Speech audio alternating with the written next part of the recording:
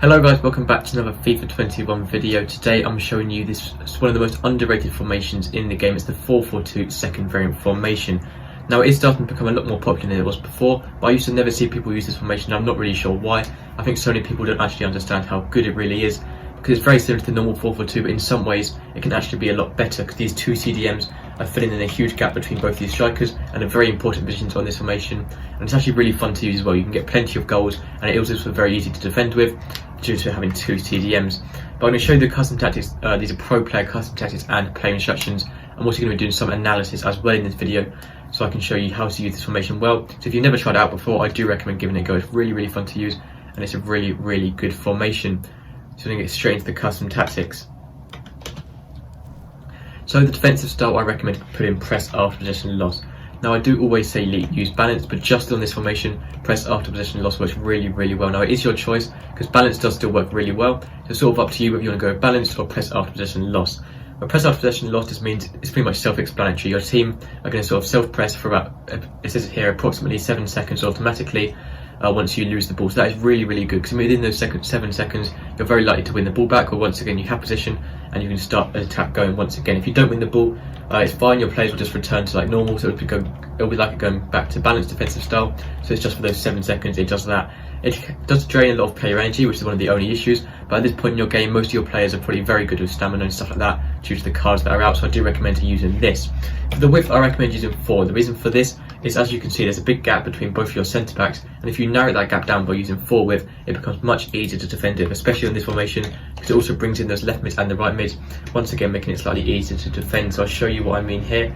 So if I get the formation up here, and then I can show you what I mean. So you can see this gap here. So obviously 3 at the back formation would have a centre back right in the middle, same with the 5 at the back. But with 4 at the back, there is a gap here between your 2 centre backs, which the opposition strikers will run straight through like that. So what you want to do to close that gap is just play that 4 width when defending. So it doesn't make too much difference. It's still the formation stays in its good shape. It doesn't mess it up a lot. But it just means that both your centre backs become slightly narrower than before, making it much harder for your opposition to run through that gap. And it also brings in your fullbacks and your left mids and right mids, making them a little bit narrower, not much narrower, but a little bit narrower, making it slightly easier to defend as well, harder for your opponent to get through.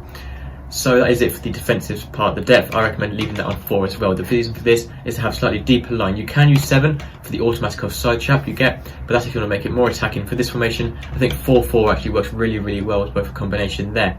The defensive style, I recommend using balance. I've tested out long ball and fast build up in this formation. Obviously don't even consider possession, but I feel like balance is the best one to go with. So all the pros use, it's the most unpredictable, and it's the most easy to use as well. It gives you the most chances possible. And for the width, I recommend putting about 6 or 7. That is to really push out those left mids and right mids, making them as wide as possible, because the wider they are, the more runs you're going to get forward, the more opportunities you're going to get, making the use of all the width of the pitch. So it really means these are going to be right out here, right up against the touchline, as wide as possible, meaning when you get a cross in, it's going to be much harder for the opposition fullbacks to also tackle you as well, because you're really wide, making all the use of the with the pitch up. Players in box, I recommend using 6 to help slightly overload the box. The more players you have getting forward into the opposition box, the more chances you get eventually leading to more goals. It's as simple as that. Corners, the exact same with 3. The reason for this is getting your tall defenders into the box, so then you can score more corners, once again overload the box, and then free kicks onto 2. So now we're going to go on to the player instructions side of stuff. On both your strikers, I do recommend using Stay Central. This is so both your strikers are staying in the centre areas of the pitch in line with the opposition goal. Basically, it means it's going to be easier to score a goal when you get on the ball. For your attacking runs, use getting behind, so making forward runs behind the opposition defenders. Now, depending if you have some very good strikers, you may want to change that sort of personally to maybe use target man or false 9, depending on a certain player. But in general, I do recommend using getting behind. Interceptions, leave that on normal.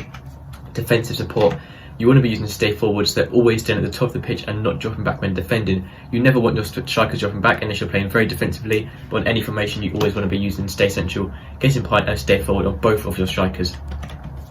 So now for your left mid and right mid. For these, I do recommend leaving them both on stay forward, but then the rest I recommend leaving pretty much default.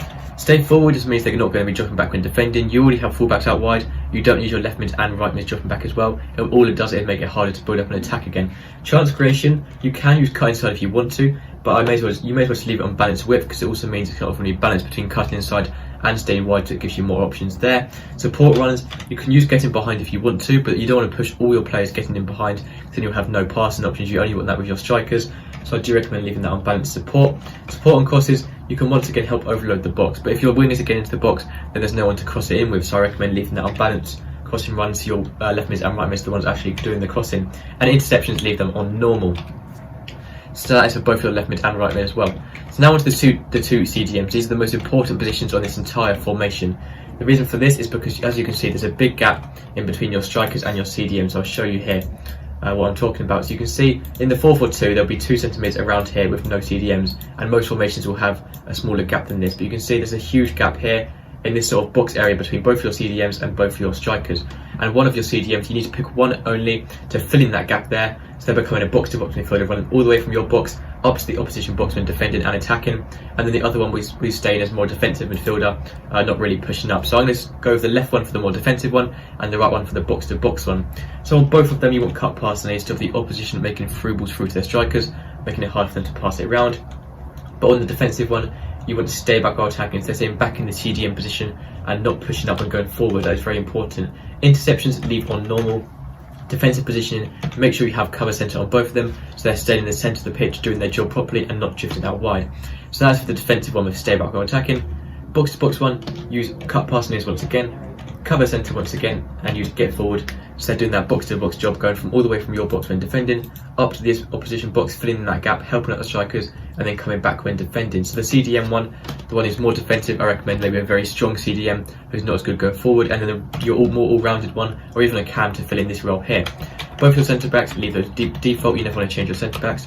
Full backs, use stay back while attacking, so stay in the defensive line in or when going forward. Interceptions, put on conservative to save energy.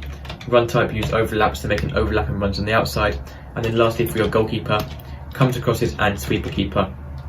So your keeper's coming off the line a bit more to defend corners and crosses and challenging the opponent for loose balls and through balls. So now I'm going to get on to analysis. So analysis isn't going to be too long, to show you very quickly what you need to do. So you can see, say you have the ball for your goalkeeper down here, pass it out to your centre backs, but you don't want to hold on to the ball for your centre backs because you're most likely going to lose it. So get the ball to these CDM positions here, and then sort of pass it around between these two. Also with your fullbacks as well, passing it around here because fullbacks are much safer than centre backs. And then eventually, when your strikers or your left mid and right mid make a good run forward in behind, you can get the ball to them by a simple pass or a through ball or something like that. This CDM one here would also be going forward when you're on the ball, sort of filling this middle gap here. So there's another passing option as well to help out the strikers. So all you have to do is to pass it around, be patient as possible, and then eventually one of your players will make a good run forward behind, and you can get that perfect through ball in and try and score. If you try and rush a through ball straight in behind, you're most likely going to concede.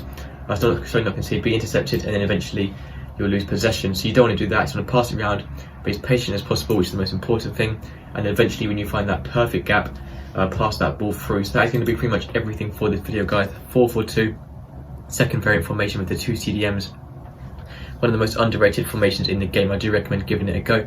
But thank you for watching. Make sure to subscribe, and I'll see you in the next video. Goodbye.